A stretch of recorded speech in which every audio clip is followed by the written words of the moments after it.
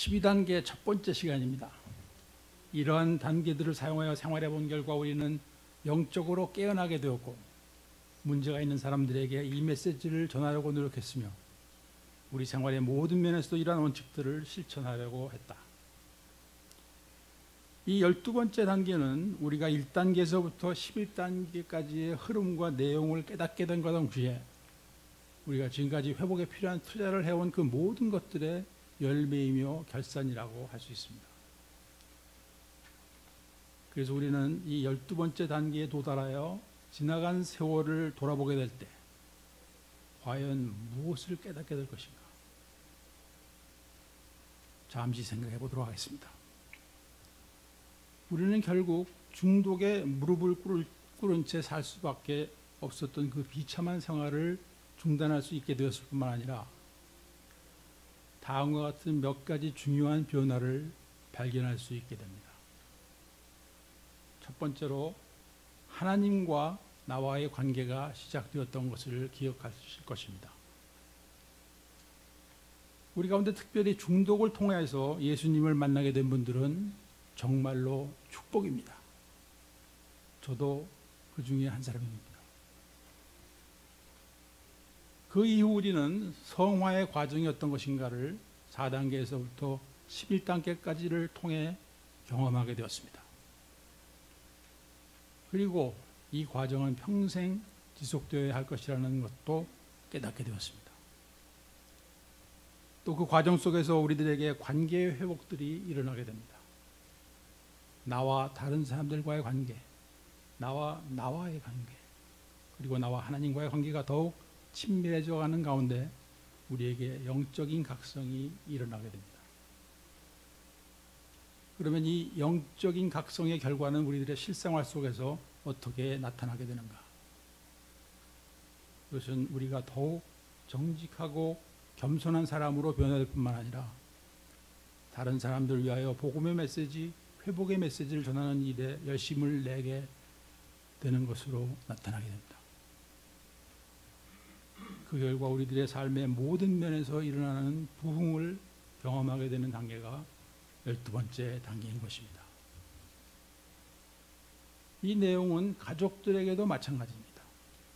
내 자녀가, 내 배우자가 중독자라는 사실을 인정한다는 것이 너무나도 부끄러운 일이었었는데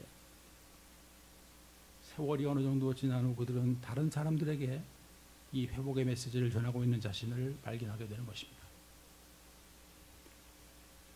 우리 모두는 이 회복의 여행길에서 하나님께서 베푸시는 부흥을 경험해야 하고 실제로 그것은 가능한 것입니다. 11단계 강의에서 제가 이런 말씀을 드렸습니다. 현재의 나의 모습은 지금까지 살아오면서 내가 내려온 크고 작은 모든 결정들의 총결산이다.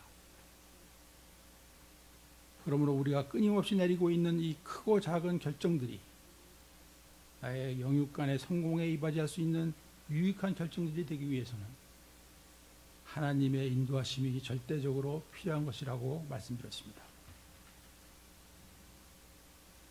우리를 지으신 분이 하나님이신 분으로 여기서 말씀드리는 성공은 당연히 하나님께서 원하시는 성공을 말하고 있습니다. 그러면 어떤 성공이, 무엇에 관한 성공이 하나님의 관점에서 보는 성공인 것인가? 진정한 성공이란 무엇인가? 그것은 첫째로 나와 하나님과의 관계, 둘째로 나와 다른 사람들과의 관계, 셋째로 나와의 관계의 성공입니다. 이 세 번째 항목은 다음 기회에 따로 말씀드리도록 하겠습니다. 그러면 이 방금 말씀드린 이 주장은 어디에 근거를 둔 것인가? 예수님께서 마태복음 22장 37절에서 40절까지의 말씀에서 모든 계명을 종합하여 그 결론을 우리에게 전해주고 계십니다. 예수께서 가라사대 내 마음을 다하고 목숨을 다하고 뜻을 다하여 주 너의 하나님을 사랑하라 하셨으니 이것이 크고 첫째 되는 계명이요 둘째는 그와 같으니 내 이웃을 내 몸과 같이 사랑을 하셨으니 이 두 계명이 온 율법과 선지자의 강령이니라. 그러면 먼저 이 두 가지, 하나님과 나, 또 이웃과 나와의 관계에서 성공하지 못하고 우리가 인생에 성공했다고 말할 수가 없는 것입니다. 지금 우리는 무엇을 향하여 어디로 달려가고 있습니까? 비록 다른 사람들의 눈에는 우리가 성공한 사람으로 보인다 해도 만약 이 두 가지가 빠져 있다면 성공한 삶이 아니라는 것이 하나님의 관점인 것입니다. 그래서 우리가 가족을 포함해서 다른 사람들과의 성공적인 관계를 가질 수 있게 되기 위해 꼭 필요한 요소 중에 하나가 상대방의 입장이 되어 생각하고 판단할 수 있게 되어야 한다는 것입니다. 특별히 이것은 중독자들에게는 가장 심각한 취약점 중에 하나인 것입니다. 그런데 이것이 제대로 이루어지지 않고 있는 인간 관계 속에서 우리는 계속 평행선을 달릴 수밖에 없는 것입니다. 그와 마찬가지로 하나님과의 성공적인 관계가 이루어지기 위해서는 제일 먼저 하나님과의 관계의 시작이 올바르게 이루어져야 한다는 것입니다. 그것은 바로 나를 위하여 준비해 주신 하나님의 오퍼를 받아들임으로써 그 시작이 이루어지는 것입니다. 하나님께서는 우리들에게 주실 선물을 예비하고 기다리고 계신 것입니다. 하나님을 등지고 떠나버린 죄인들을 향하신 하나님의 이 오퍼는 바로 예수님의 십자가입니다. 하나님께서는 죄의 싹은 사망이요 라고 말씀하고 계십니다. 그러므로 내가 이 사망으로부터 건짐을 받을 수 있는 오직 한 길은 죄가 전혀 없으신 분, 즉 하나님께서 나의 죄에 대한 형벌을 대신 받아주심으로써 나를 살리는 길밖에는 없는 것입니다. 왜 그렇습니까? 이 일은 사람이 할 수 없는 일이기 때문에 그렇습니다. 이 세상에 죄가 없는 사람이 어디 있습니까? 사람들은 모두 자기의 죄 때문에 죽는 것이지 누가 나의 죄를 대신해서 죽어줄 수가 없는 것입니다. 부모나 자식이나 친구나 배우자나 그 아무도 나의 죄를 사하기 위해서 대신 죽을 수가 없는 것입니다. 그렇기 때문에 하나님이신 예수님께서 이 땅에 오셔서 날 위하여 대신 죽으시고 사망 권세를 깨고 부활하심으로써 나에게 새 생명, 영생을 허락하셨습니다. 그 은혜와 사랑을 감사함으로 받기로 작정하는 것이 맨 처음 우리가 할 일의 전부입니다. 하나님께서 이 큰 선물을 거저 주시겠다는데 필요 없다고 나중에 받겠다고 버티고 있는 것이 교만인 것입니다. 그러므로 이 교만이 무너지는 순간이 나와 하나님의 올바른 관계의 시작이 됩니다. 그 교만이 무너질 때 보통 조용히 무너지질 않습니다.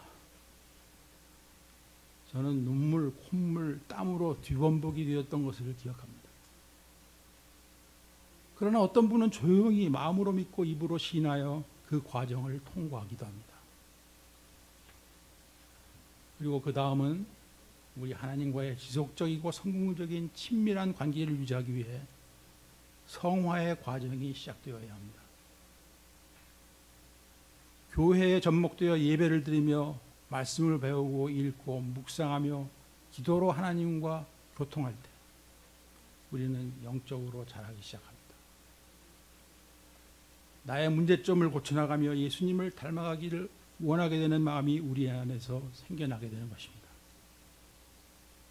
그 과정 속에서 우리 생각과 행동의 구체적인 변화가 일어나게 됩니다. 그래야 죄를 멀리하고자 하는 라이프 스타일이 형성이 되고 나를 향하신 하나님의 뜻을 구하고 그 뜻을 이루어 나가기 위해서 애쓰는 가운데 우리는 어느 시점에 이르러서 우리 하나님 아버지의 심정이 깨달아지는 것을 경험하게 됩니다. 저는 우리가 하나님의 심정이 깨달아지는 것, 이것을 영적 각성, spiritual 어웨이크닝이라고 부르고 싶습니다. 이것은 마치 부모님의 심정이 깨달아져야 효자가 되는 것과 비슷한 것입니다. 그래서 그럭저럭 신앙생활을 하고 있던 사람들이 하나님의 사랑과 심정이 깨달아지게 되면 조만간 남다른 행동을 보여주게 되는 것을 우리가 종종 관찰할 수가 있습니다. 하나님께서는 바로 그 사람들을 통해서 이 세상을 고쳐나가십니다. 역대하 7장 14절 말씀입니다. 내 이름으로 일컫는 내 백성이 그 악한 길에서 떠나 스스로 겸비하고 기도하여 내 얼굴을 구하면 내가 하늘에서 듣고 그 죄를 사하고 그 땅을 고칠지라. 죄 사함을 받은 하나님의 백성들의 눈에는 지금까지 관심이 없었던 다른 사람들이 보이기 시작하게 됩니다. 나의 삶, 나의 가정, 나의 직장, 나의 비즈니스만 들여다보고 있던 상태에서 나와 이제는 나의 주변을 함께 볼 수 있게 되는 변화를 체험하게 되는 것입니다. 다른 형제들의 생명이, 그들의 인생이 귀하게 느껴지는 이 깨달음은 하나님의 은혜요 축복인 것입니다. 오래전에 쉰들러스 리스트라는 영화를 보면서 많은 감동을 받았습니다. 실제로 있었던 일을 영화로 만든 것이었습니다. 무대는 나치 독일이 점령하고 있던 시절 폴란드에서 일어난 일이었고 주인공은 독일 사람 오스카 쉰들러입니다. 다른 사람이 파산을 함으로 인해서 쉽게 인수하게 된 공장을 경영하고 있던 이 사람은 별로 좋은 사람은 아니었던 것 같습니다. 그는 이기주의자, 기회주의자, 물질주의자, 쾌락주의자, 탁월한 모사꾼, 도박꾼, 그리고 술꾼이었습니다. 이 자리에도 좀 계신 것 같은데. 싼 값에 유대인의 노동력을 쓰며 뇌물로 독일군 지도자들을 매수하여 돈을 벌고 있는 상황이었지만 유대인들과 함께 오랫동안 생활을 같이 하게 되면서 쉰들러는 그들 또한 자기와 똑같은 인간이라는 것을 깨닫기 시작합니다. 그와 함께 자신의 공장에서 일을 하고 있는 그 유대인들이 학살자 명단에서 제외될 수 있다는 사실을 알게 되었을 때 평소에 돈에만 관심이 있던 그가 생명의 가치에 대해서 천천히 눈을 뜨게 됩니다.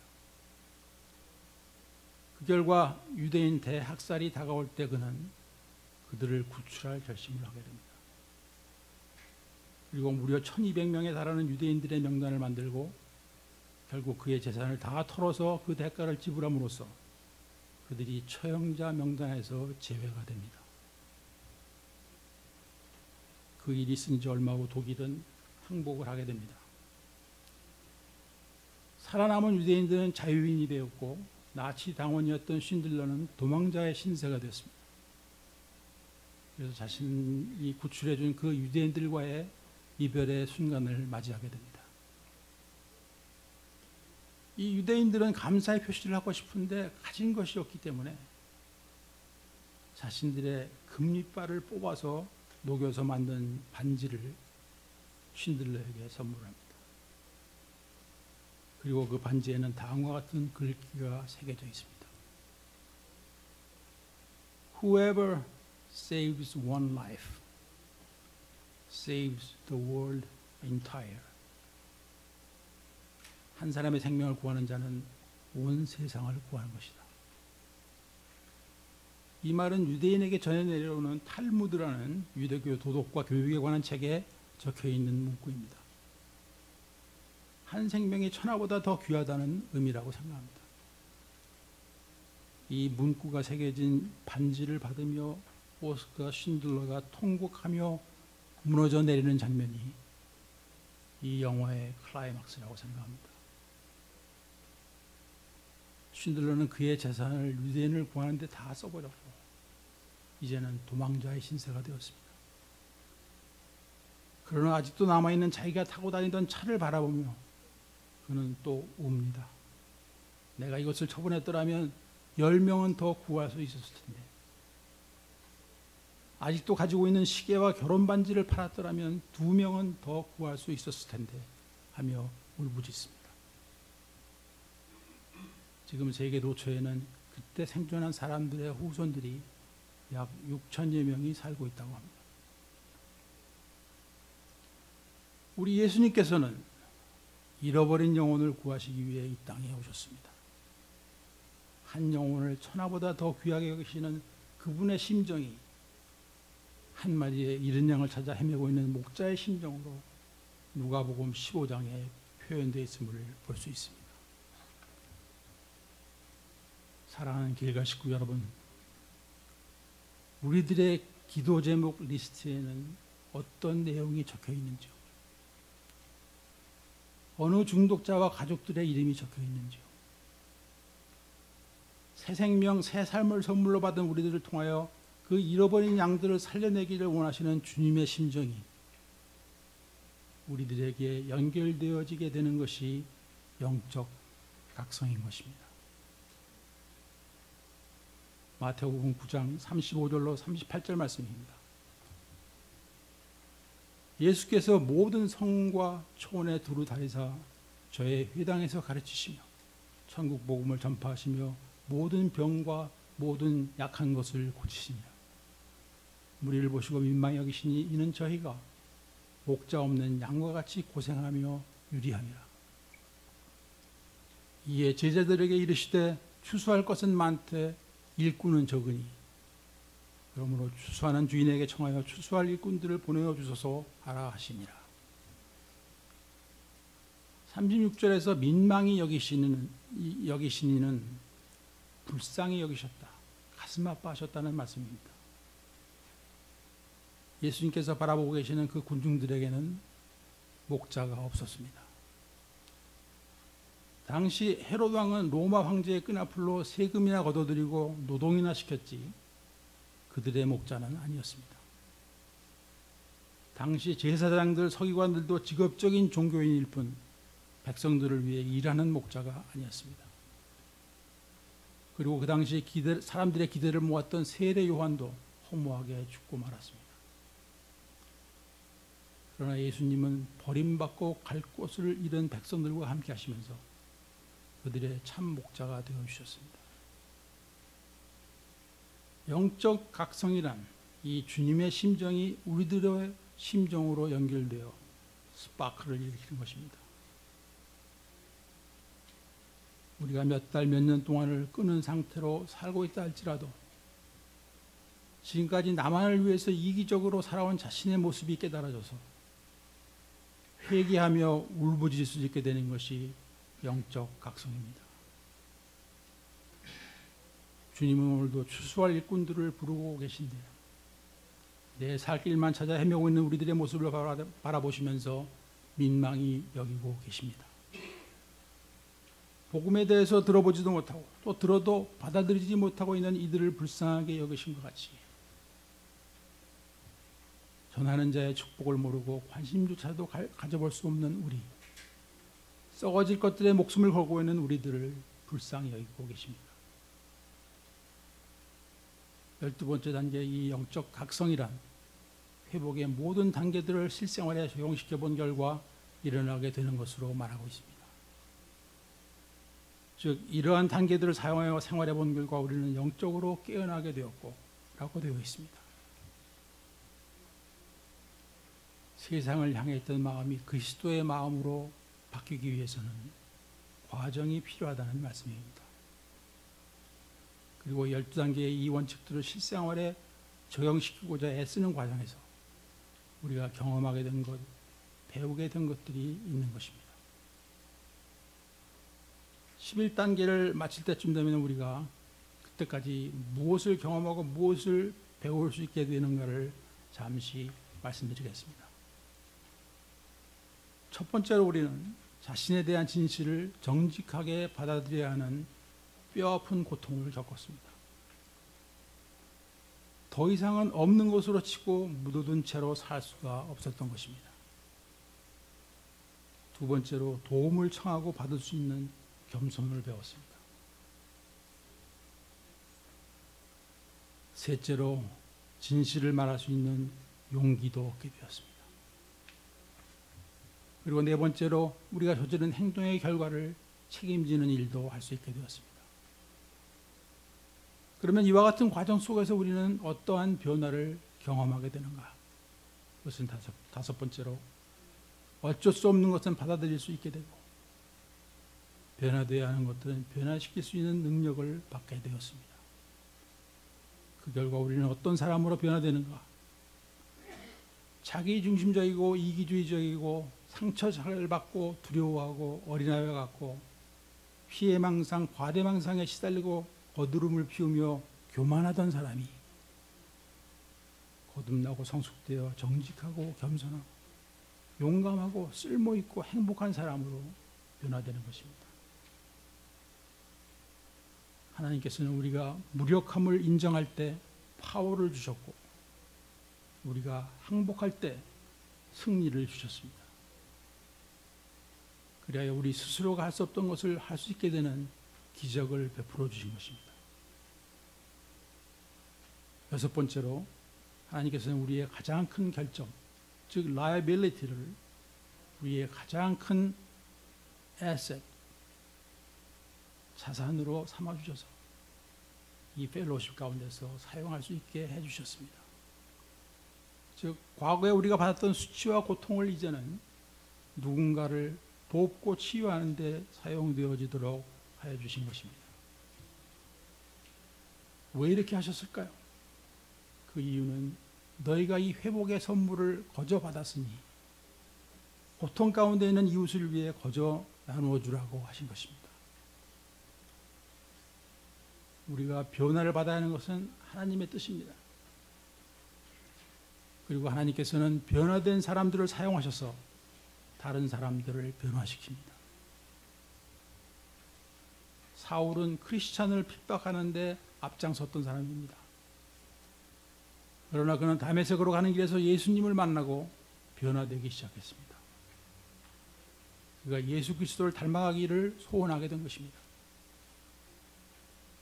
그리고 그는 후에 신약 성경의 3분의 1이 자신을 통해서 쓰여지는 축복을 받았습니다. 그 중에 고린도전서 13장이 있습니다. 사울이 바울이 되어 사랑을 말하고 있습니다. 4절에서 7절까지입니다. 사랑은 오래 참고 사랑은 온유하며 투기하는 자가 되지 아니하며 무례히 행치 아니하며 자기의 유익을 구치 아니하며 성내지 아니하며 악한 것을 생각지 아니하며 불의를 기뻐하지 아니하며 진리와 함께 기뻐하고 모든 것을 참으며 모든 것을 믿으며 모든 것을 바라며 모든 것을 견디느니라. 11절입니다. 내가 어렸을 때는 말하는 것이 어린아이와 같고 깨닫는 것이 어린아이와 같고 생각하는 것이 어린아이와 같다가 장성한 사람이 되어서는 어린아이의 일을 버렸노라. 변화되어 바울이 된 그는 성경 기자로 사도로 사상 최고의 선교사로 쓰임을 받았습니다. 또 모세는 어떠합니까? 그는 불같은 성격을 가진 사람으로 이 가운데 많이 계신데 그는 결국 사람을 죽이고 미디안 광야로 도망을 갔습니다. 미디안 광야는 바닥을 친 사람이나 갈 수 있는 곳입니다. 바닥을 친 사람. 그러나 그는 그곳에서 40년의 훈련 기간을 지내는 가운데 그의 성품이 다듬어졌습니다. 얼마나 변했는지 민수기 12장 3절 말씀에서 모세는 이 땅에 사는 사람들 중에 가장 온유한 사람이라고 하나님께서 평가하셨습니다. 그는 구약에서 가장 위대한 하나님의 종이요 지도자로 쓰임을 받았습니다. 사랑하는 길갈 식구 여러분, 우리도 한번 변해보기를 소원합니다. 아멘? 못할 이유가 하나도 없어요. 예수님께서 마태복음 11장 28절에서 30절까지를 통해 말씀하고 계십니다. 수고하고 무거운 짐진 자들아 다 내게로 오라. 내가 너희를 쉬게 하여. 나는 마음이 온유하고 겸손하니 나의 멍에를 메고 내게 배우라. 그러면 너희 마음이 쉼을 얻으리니 이는 내 멍에는 쉽고 내 짐은 가벼움이라 하시니라. 많은 사람들이 제가 중독자 사역을 하고 있다고 하면 아주 천하게 쳐다보는 경우가 많아요. 열매는 적고 힘만 드는 일을 왜 하는 것이냐 이거죠. 이 강의의 결론 부분을 끝내고 나서 홍권사와 쉐어를 하게 되었습니다. 우리 부부가 과거에 지니고 다니던 짐들은 어떤 것들이었는가? 그것은 중독의 짐, 분노의 짐, 고통의 짐, 절망의 짐, 원한과 슬픔과 공포의 짐이었다고 제가 말했습니다. 그러나 우리 주님께서는 그 무거운 짐들을 내려주시고 그 대신 우리에게 사역을 주셨다. 물론 힘들고 어려울 때가 있지만 이 주님의 멍에는 쉽고 비교할 수 없을 만큼 가벼운 것이다 라고 말을 하는데 갑자기 제 눈에는 눈물이 고여왔습니다. 우리는 그 짐이 왜 가벼운 것인지를 깨달았기 때문입니다. 사랑하는 길가 식구 여러분, 우리의 모든 사정은 주님께서 가장 잘 알고 계십니다. 그러면 우리가 그분을 먼저 신뢰함으로써 우리가 지고 있는 무거운 짐 모두를 그분 앞에 내려놓기를 원합니다. 그리고 주님의 말씀 안에서 안식하며 새로운 삶의 방식을 배우며 변화되고 성장하여서 주님의 심정이 깨달아지게 됨으로써 그분께서 그토록 원하시는 일, 생명을 살리는 일, 복음을 전하는 일에 쓰임받게 되시기를 간절히 소원합니다. 오늘 강의 여기서 마치겠습니다. 감사합니다.